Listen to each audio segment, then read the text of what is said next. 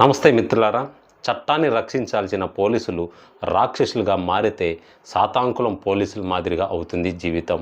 2020 corona lockdown సమయంలో ఇద్దరు తండ్రి కొడుకులను అత్యంత దారుణంగా టార్చర్ చేసి హత్య చేసిన నీచులకు మదురై కోర్టు ఉరిశిక్ష విధించింది. మరి ఈ తీర్పు సమయంలో న్యాయమూర్తి చెప్పిన మాటలు వింటే ఒళ్ళు గగ్గురు పడుస్తుంది.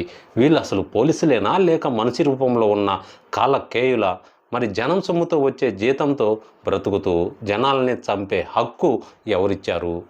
మరి ఇలాంటి దుర్మార్గులకు, ఇలాంటి కర్కోటకులకు జీవిత ఖైదు సరిపోదు, ఉరిశిక్షే సరైందని న్యాయమూర్తి అన్నారంటే మరి వారి ప్రవర్తన ఎంత గలీజ్గా ఉందో, ఎంత నీచంగా ఉందో అర్థం చేసుకోవచ్చు.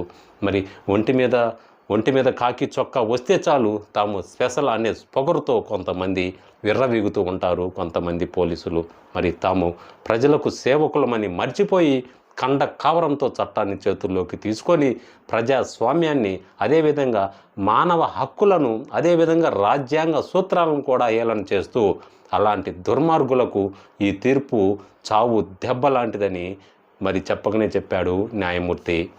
మరి అసలు ఏం జరిగింది? 9 మంది పోలీసులకు ఉరిశిక్ష ఎందుకు విధించారు? అసలు ఈ 9 మంది ఏం చేశారు? ఖచ్చితంగా ప్రతి పౌరుడు తెలుసుకోవాల్సిన విషయం. జూన్ 18వ తారీఖు 2020 తమిళనాడు తూతుకుడి జిల్లా సాతాంకులంలో లాక్డౌన్ నిబంధనలు ఉల్లంఘించి ఎక్కువ సమయం షాపులు తెరిచి ఉంచారని అక్కడికి కొంతమంది పోలీసు వాహనంలో నుంచి వచ్చారు. అయితే అన్ని షాపులు మూసేస్తున్నారు.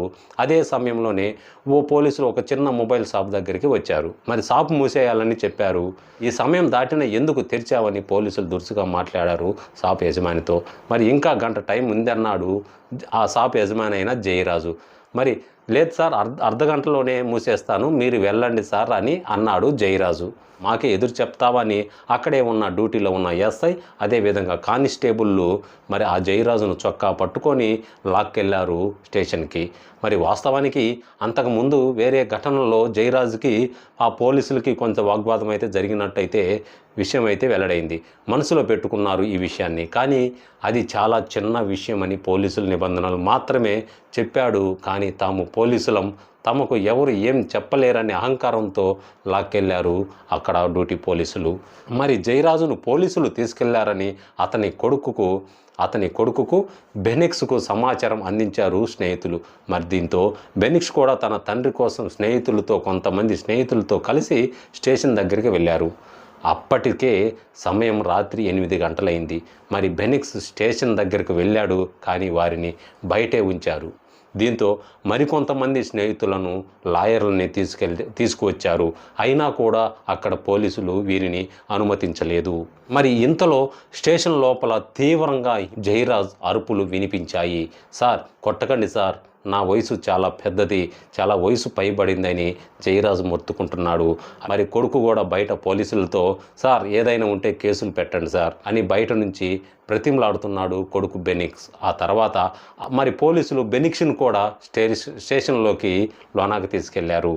మరి తన తండ్రిని విచక్షణ రహితంగా కొట్టడం చూసి సెల్లో బెనిక్స్ బిత్తరపోయాడు. మూలన పడి ఉన్న తన తండ్రిని చూసి ఏంటి సార్ ఇది, చిన్న విషయానికి సచ్చేలా కొడతారని అంటూ నిలదీశాడు మరి బెనిక్స్. మరి పోలీసులనే ప్రశ్నించే దమ్ము నీకు ఉందారా అంటూ ఎస్ఐతో పాటు కానిస్టేబుల్స్ కూడా కలిసి ఏకధాటిగా గంట సేపు జయరాజు కొడుకుని బెనిక్స్ను కూడా తీవ్రంగా కొట్టారు. మరి ఇది తెలిసి జయరాజు భార్య మరి కూతురు కూడా వచ్చి తమ వారిని వదిలేయండి సార్ అని ప్రతిమలాడుతూ కన్నీరు మున్నీరు అవుతున్నారు ఆ స్టేషన్ ముందు. ఆ తర్వాత మరో ఎస్ఐలైన ఇద్దరు రఘు, గణేష్ ఆ స్టేషన్ దగ్గరికి వాళ్ళ కానిస్టేబుల్స్ కూడా వచ్చారు. మరి కానిస్టేబుల్ మురుగన్ వచ్చి మరో గంట సేపు ఇద్దరిని కొట్టారు. భోజనం చేసి వచ్చినా సరే ఏంట్రా అంగా కొట్టలేదని ఎస్ఐ సారు కానిస్టేబుల్ని అరవడంతో మరి ఆ కానిస్టేబుళ్ళు బెదిరించారు. దీంతో ఇద్దరు కలిసి 62 ఏళ్ల జయరాజుని అలాగే 31 ఏళ్ల బెనిక్స్ని బట్టలు విప్పదీసి విపరీతంగా కొట్టారు. మరి అదే మలం ద్వారా కూడా లాఠీలు పెట్టి గుచ్చి తెల్లవార్లు వారిని విపరీతంగా కొట్టారు.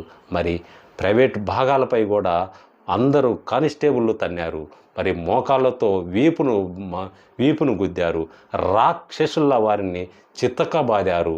మరి లాయర్ల ఒత్తిడితో ఈ కేసు లాయర్ల ఒత్తిడితో జూన్ 20వ తారీఖున కోర్టుకు తీసుకెళ్లేందుకు పోలీసులు ఒప్పుకున్నారు. మరి ఫిట్నెస్ సర్టిఫికేట్ కోసం 100 కిలోమీటర్ల దూరంలో ఉన్న హాస్పిటల్కి తీసుకెళ్లేందుకు సిద్ధం చేస్తుండగా జయరాజు బెనిక్స్లను నడవలేని పరిస్థితిలో ఉన్నారు ఈ తండ్రి కొడుకులు ఇద్దరు. జయరాజు మలం ద్వారం నుంచి విపరీతంగా రక్తస్రావం కావడంతో 6 లుంగీలు మార్చారని మరి తెలుస్తుంది.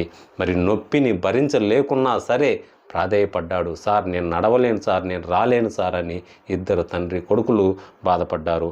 ఆసుపత్రిలో తనకు అనుకూలమైన డాక్టర్లతో ఫిట్నెస్గా ఉన్నారని సర్టిఫికేట్ కూడా తీసుకున్నారు.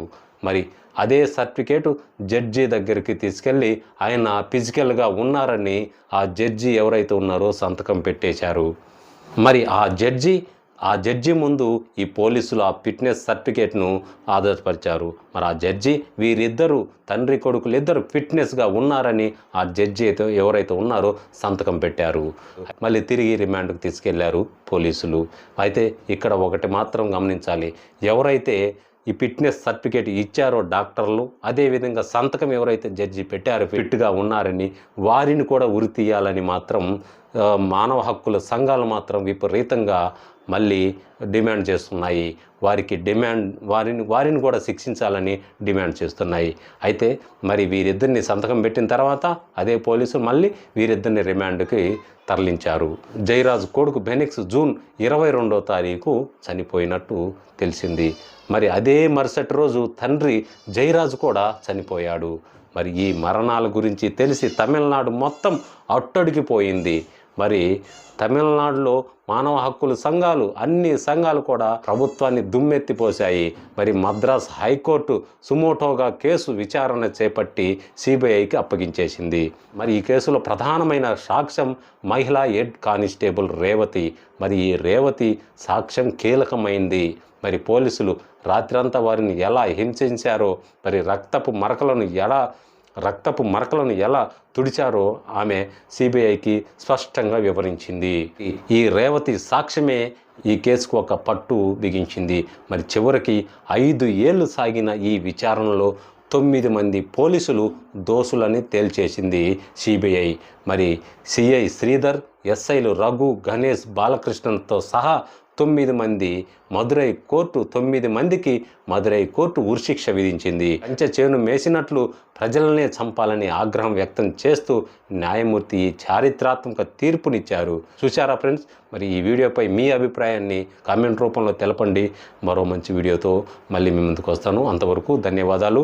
లైక్ అండ్ సబ్స్క్రైబ్ చేయండి. ఇట్లు మీ విశ్వరూపాచారి.